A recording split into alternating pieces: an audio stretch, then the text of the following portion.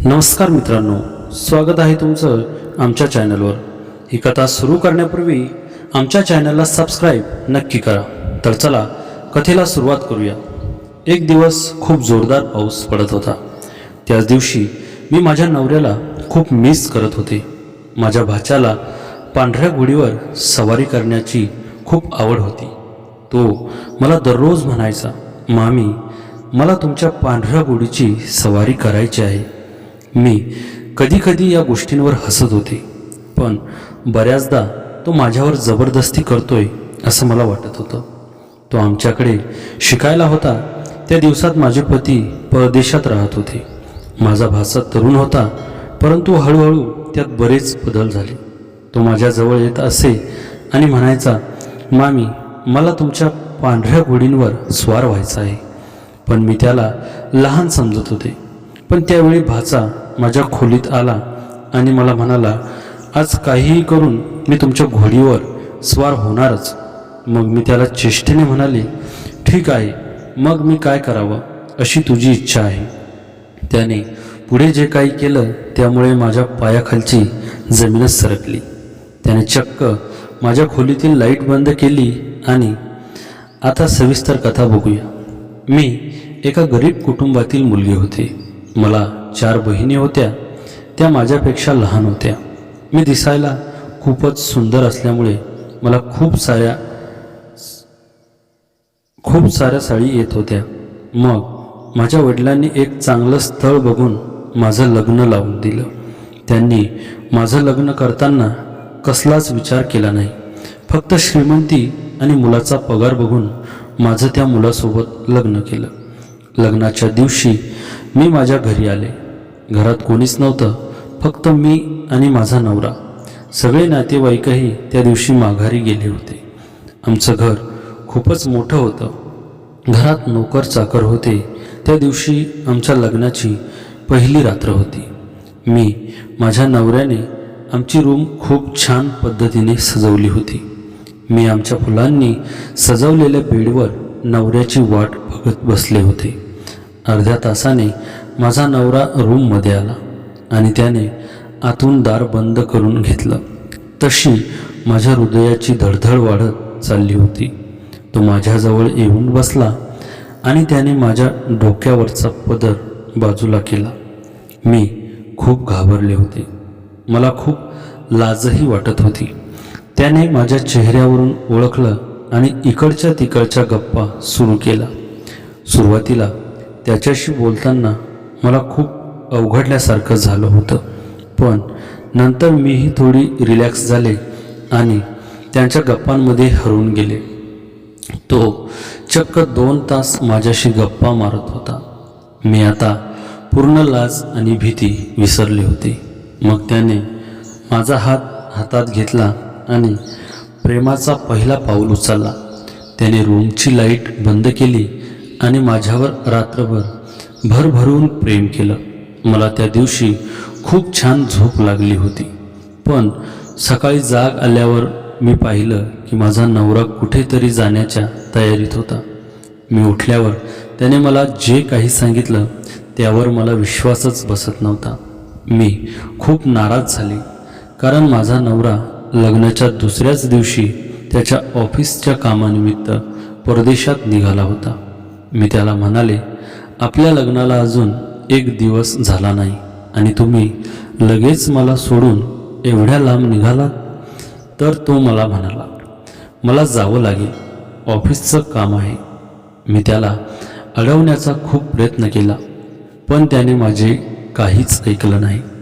तो मला म्हणाला, नाराज होऊ नको, मी लवकरच तुला भेटायला येईल। आणि तो निघून गेला। आता एवढ्या मोठ्या घरात मला एकटीला खूप बोर होत होतं, म्हणून मी घरकामात माझा दिवस घालवू लागले। आमच्या घराच्या मागच्या बाजूला घोड्यांचा तबेला होता। त्या तबेल्यामध्ये 3 घोडे होते। त्यातील एक पांढरी शुभ्र घोडी होती। मला लहानपणापासूनच प्राण्यांची खूप लाड होता, त्यामुळे मी त्या घोड्यांमध्ये रमून गेले। मला खास करून ती पांढऱ्या रंगाची घोडी खूप आवडत होती। तिचे डोळे निळसर रंगाचे होते। मी रोज सकाळी माझं आवरून त्या घोड्यांना चारा पाणी देण्यासाठी जायची. थोडा वेळ त्यांच्यासोबत घालून मी परत माझ्या कामाला लागायचे. असेच दिवस जात होते. एकदा मी घरकामात व्यस्त होते तेव्हा अचानक दाराची बेल वाजली. मी पटकन जाऊन दार उघडलं तर समोर एक मुलगा उभा होता. तो खूपच हँडसम आणि स्मार्ट दिसत होता. तो खूपच तरुणही होता. त्याच्यावरून मी ओळखलं की तो माझा भाचा आहे, कारण मी त्याला माझ्या लग्नात पाहिलं होतं. मी त्याला आत यायला सांगितलं तेव्हा त्याने त्याचे भल्या मोठ्या 3 बॅगा आत ओढत आणल्या आणि सोफ्याच्या बाजूला उभ्या केल्या. मला काही समजलं नाही. तेवढ्यात माझ्या फोनवर नवऱ्याचा फोन आला. म्हणून मी गडबडीने फोन उचलला तर माझा नवरा मला बोलू लागला, माझा भाचा अरुण तिथे आज येणार आहे. मी त्याला म्हणाले, तो ऑलरेडी आला आहे. मग माझा नवरा म्हणाला, तो आता आपल्याकडेच राहणार आहे. आपल्या घराजवळ खूप मोठी नामांकित कॉलेजेस आहेत, त्यातीलच एका कॉलेजमध्ये तो ॲडमिशन घेईल आणि तुलाही त्याची थोडी सोबत होईल. मी फक्त माझ्या नवऱ्याचं बोलणं ऐकत होते. माझ्या मनातील गोष्ट त्यालाही सांगू शकत नव्हते. माझ्या नवऱ्याला हे कळत नव्हतं की मला त्याचा भाचा नाही तर तो हवा आहे. पण मी नवीन नवरी असल्यामुळे जास्त काही बोलू शकत नव्हते. मी माझ्या नवऱ्याचा फोन ठेवून दिला आणि माझ्या भाच्याला त्याची खोली दाखवण्यासाठी गेले. माझ्या खोलीपासून 2-3 खोल्या सोडून त्याला एक खोली दिली. त्याला ती खोली खूपच आवडली. तो म्हणाला, मामी, रूम खूपच छान आहे, अगदी तुमच्यासारखी. तो असं बोलल्यावर मला खूपच आश्चर्य वाटलं. पण तो पुढे बोलूच लागला. म्हणाला, मामी, तुम्ही किती सुंदर आहात. मी तुम्हाला जेव्हा तुमच्या लग्नात पाहिलं होतं तेव्हा मी तुमच्या प्रेमातच पडलो होतो. मी गालातल्या गालात हसले आणि त्याला म्हणाले, हो, पण मी तुझी मामी आहे हे देखील विसरू नको. तोही हसायला लागला आणि म्हणाला, हो मामी. मी त्याला म्हणाले, तू फ्रेश होऊन घे, तोपर्यंत मी तुझ्यासाठी नाश्ता बनवते. तो फ्रेश होण्यासाठी रूममध्ये गेला. तोपर्यंत मी त्याच्यासाठी नाश्ता बनवला आणि आम्ही दोघांनी नाश्ता केला. नाश्ता केल्यानंतर तो घराच्या आजूबाजूला बघत होता तेव्हा त्याला घोड्यांचा तबेला दिसला. त्यालाही घोडे खूप आवडत होते. तो लगेच मला घेऊन तिथे गेला आणि मला म्हणाला, मामी, मला घोड्यांची सवारी करायला खूप आवडतं. खास करून ही तुमची पांढरी घोडी, तिची सवारी करायला मला खूप आवडेल. ती खूपच आकर्षक आहे, अगदी तुमच्यासारखीच. तेव्हा मी त्याच्याकडे पाहिलं तर तो माझ्याकडे तिरक्या आणि घाणेरड्या नजरेने बघत होता. पण मी त्याला लहान समजून चेष्टेत म्हणाले, चालेल, मी कधीतरी नक्कीच तुला घोडीची सवारी करेन. त्यानंतर तो रोज माझ्या मागेच लागला की मामी, मला कधी घोडीची सवारी करणार आहात. मला तुमच्या पांढऱ्या घोडीची सवारी करायला खूप आवडेल. तुम्ही कधी मला पांढऱ्या घोडीची सवारी करणार आहात. पण मी त्यांचं बोलणं चेष्टेने घेत होते. एकदा अरुण मला म्हणाला, मी आज ॲडमिशन घेण्यासाठी कॉलेजमध्ये जाणार आहे, दुपारी उशिरा घरी ये. त्याला मी ठीक आहे असं म्हणाले. घरातली सगळं कामं झाल्यानंतर मी थकून दुपारी थोडी विश्रांती करण्यासाठी रूममध्ये झोपले होते. तेवढ्यात मला कोणीतरी जवळ आल्याचा भास झाला. म्हणून मी दचकून उठले आणि मागे वळून पाहिलं तर चक्क अरुण माझ्या बाजूला उभा होता आणि तो माझ्या उघड्या कमरेकडे बघत होता. मी त्याला म्हणाले, काय काम होतं. तेव्हा तो मला म्हणाला, मामी, मला चहा करून द्या, मला गरमागरम काहीतरी हवं आहे. त्यावेळी तो माझ्या सगळ्या शरीराकडे निरखून बघत होता. मी त्याला म्हणाले, ठीक आहे, मी तुला चहा बनवून देते आणि त्याला चहा बनवून दिला. तो रोज माझ्यासोबत घोड्यांना चारा पाणी देण्यासाठी येत होता. त्यावेळी मला तेच बोलत होता की तुम्ही कधी मला पांढऱ्या घोडीची सवारी करणार आहात. पण मी शांत बसत होते आणि त्याचं होऊ देत होते. एकदा अरुण मला म्हणाला, मी आज माझ्या मित्रांसोबत बाहेर जाणार आहे, मला रात्री यायला उशीर होईल. मी त्याला ठीक आहे असं म्हणाले रात्री सगळी कामं झाल्यानंतर माझ्या रूममध्ये जाऊन झोपले होते. अरुण अजून आलाच नव्हता. बेडवर पडल्या पडल्या मला कधी झोप लागली समजलंच नाही.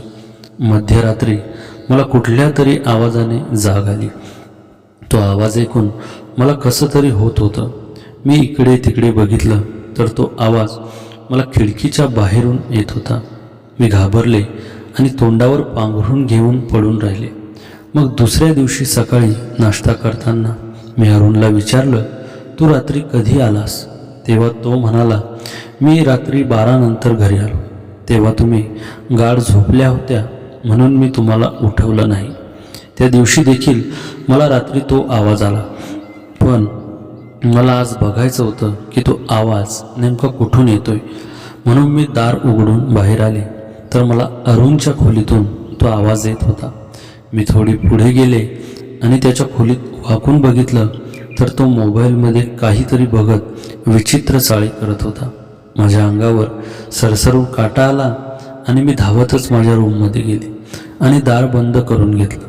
मी आता हे माझ्या नवऱ्याला सांगायचं ठरवलं होतं, पण मी सांगू शकत नव्हते, कारण एकतर लग्न झाल्यापासून माझा नवरा माझ्याजवळ राहत नव्हता आणि ही गोष्ट मी जर त्याला सांगितली तर तो माझ्या गोष्टींवर विश्वास ठेवणार नव्हता, कारण अरुण एक लहान मुलगा होता. मी त्या दिवशी अरुणच्या रूममध्ये गेले तेव्हा तो मोबाईलमध्ये कसला तरी व्हिडिओ बघत होता. खोलीत गेल्यावर मला बघून त्याच्या चेहऱ्यावरचा रंग उडाला होता आणि तो घाबरलाही होता. त्याने त्याच्या मोबाईल गादीखाली सरकावला. मी त्याच्या त्या गोष्टीकडे दुर्लक्ष केलं आणि खोलीतून बाहेर आले. मला आता तो रात्रीचा येणारा आवाज आणि अरुण त्याच्या मोबाईलमध्ये बघत असणारा व्हिडिओ या दोन्हीचे आवाज सारखेच वाटत होते. पावसाळ्याचे दिवस होते त्यामुळे बाहेर खूप पाऊस पडत होता. त्या दिवशी अरुण घरातच होता. दुपारचं जेवण झाल्यानंतर आम्ही दोघे आपापल्या रूममध्ये आराम करण्यासाठी गेलो. तेवढ्यात मला अरुणच्या खोलीमधून तोच आवाज येऊ लागला, ज्या आवाजाने मला कसं तरी होत होतं. मी त्यांच्या रूममध्ये गेले आणि त्याला म्हणाले, अरुण, हा कसला आवाज येतोय? बघू मला तुझा मोबाईल दे. काय बघतोय तुझ्या मोबाईलमध्ये?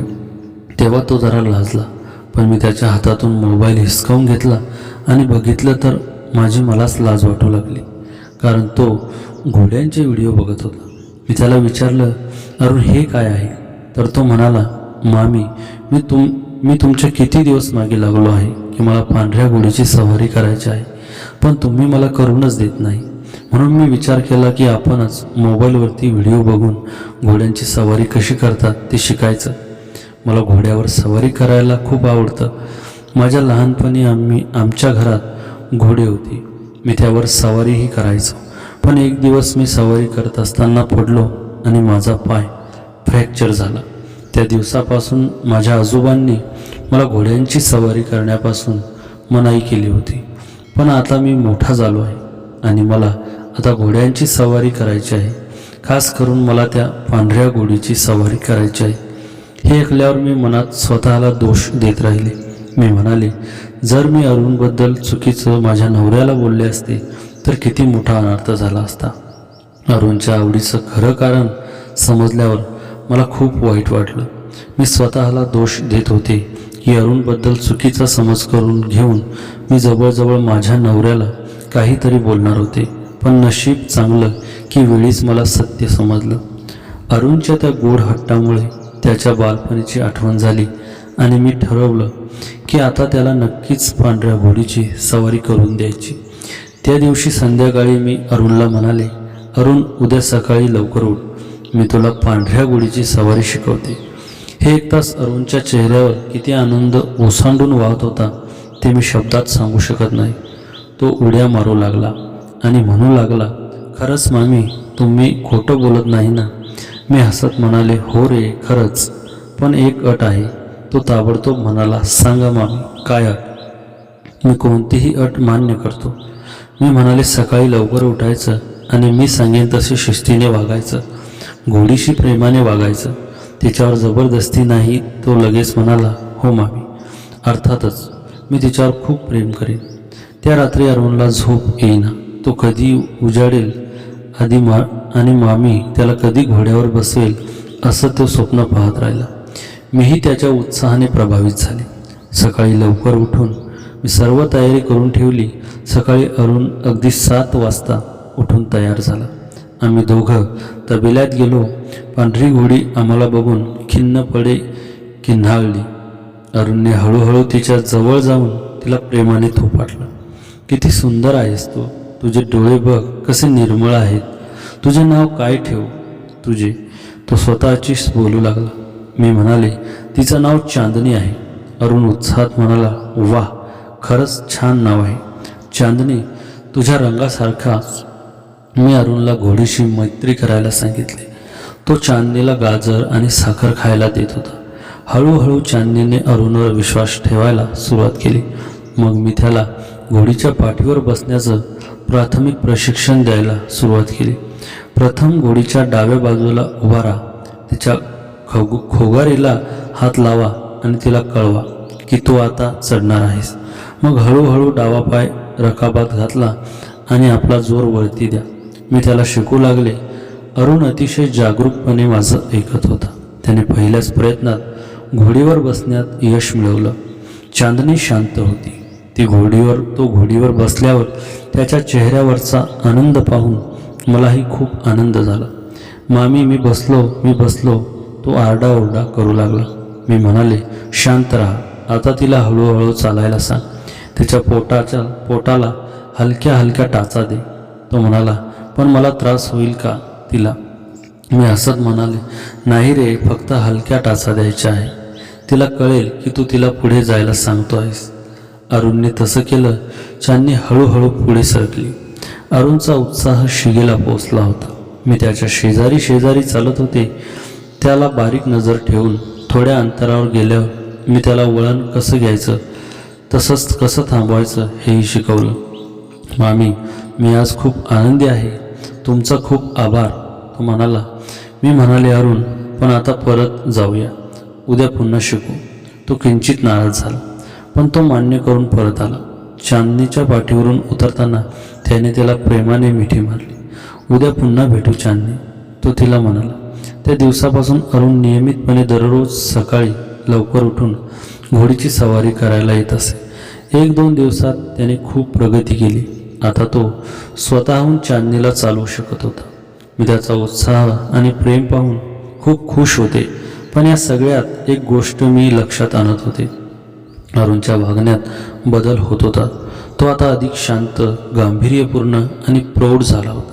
तो माझ्याशी अधिक आदराने वागू लागला होता. एके दिवशी मी त्याला विचारलं, अरुण, तू आता इतका शांत का झालास? पूर्वीसारखा बडबड करत नाहीस. तो हसला आणि म्हणाला, मामी, घोडीची सवारी करताना मला एक गोष्ट कळली. जीवनातल्या प्रत्येक गोष्टीला शिस्त, संयम आणि प्रेम हवं असतं. चांदणीला मी जबरदस्ती करून काहीच घडवू शकत नाही. तिच्यावर प्रेम आणि विश्वास ठेवून मी तिला वश करू शकतो. तसंच आपल्या नात्यांमध्येही प्रेम आणि विश्वास महत्त्वाचा आहे. त्याच्या या बोलण्याने मी स्तब्ध झाले. एवढ्या लहान वयात अरुण इतका परिपक्व कसा झाला, मला त्याचा अभिमान वाटला. त्या दिवशी संध्याकाळी माझ्या नवऱ्याचा फोन आला. नेहमीप्रमाणे त्याने विचारपूस केली, कशी आहेस, अरुण कसा वागतोय? मी म्हणाले, तो खूप चांगला आहे. त्याने घोडीची सवारी शिकायला सुरुवात केली आणि त्यांचं वागणंही खूप सुधारलंय. माझ्या नवऱ्याला आश्चर्य वाटलं. अहो, त्याला घोडीची सवारी, पण त्याला तर लहानपणी घोड्यावरून पडून पाय मोडला होता. त्यानंतर त्याला घोडीच्या सवारीची भीती होती. मला हे ऐकून आश्चर्य वाटलं. अरुण मला म्हणाला होता की त्याला घोडीची आवड आहे आणि तो आधीही सवारी करत असे. पण आता नवऱ्याने सांगितलेलं खरं होतं तर अरुणने मला खोटं का सांगितलं? माझ्या मनात शंका उत्पन्न झाली. तो तुम्हाला सांगत नाही का? त्याला घोडीवर बसवायची खूप इच्छा होती. मीच त्याला शिकवलं, आता तो खुश आहे. मी नवऱ्याला सांगितलं. नवरा विचारात पडला. हे बरोबर नाही. अरुण मला कधीच सांगायचा नाही की त्याला घोडीची सवारी करायची आहे. त्याला तर त्याची भीती होती. तू काळजी घे, काही गडबड असेल तर मला ताबडतोब फोन कर. फोन ठेवल्यानंतर मी मनात खूप विचार करू लागले. अरुणनं मला खोटं का सांगितलं? त्याने त्या भीतीची गोष्ट का लपवली? मी त्याच्याकडे जाऊन विचारायचं ठरवलं, पण त्याची झोप लागल्याचं दिसलं. मी त्या रात्री अरुणला विचारण्याचं टाळलं. दुसऱ्या दिवशी सकाळी अरुण नेहमीप्रमाणे घोडीची सवारी करायला तयार झाला, पण यावेळी मी त्याच्याबरोबर गेले नाही. मी उंबरठ्यावर उभी राहून त्याला बघत होते. अरुण चांदणीजवळ गेला आणि तिला प्रेमाने थोपटू लागला. तो तिच्याशी कुजबुजत होता. मला जवळ जाऊन ऐकावंसं वाटलं. मी हळूच तबेल्याकडे गेले आणि एका खांबामागे उभी राहिली. अरुण चांदणीला म्हणत होता, चांदणी, तू तर मला खूप प्रिय आहेस, पण कधी कधी मला वाटतं की मामी माझ्यावर प्रेम करते, तसं माझ्या आईने केलं नाही. मामी सुंदर आहे, दयाळू आहे, माझी काळजी घेते. मी मामीवर अवलंबून आहे, पण मला घोडीची सवारी करायची होती. ती भीती दूर करायची होती. मी मामीला खोटं सांगितलं, कारण मला मामीचा विश्वास हवा होता. पण आता मला कळलं की खरं सांगितलं तर मामी माझ्यावर आणखी प्रेम करेल.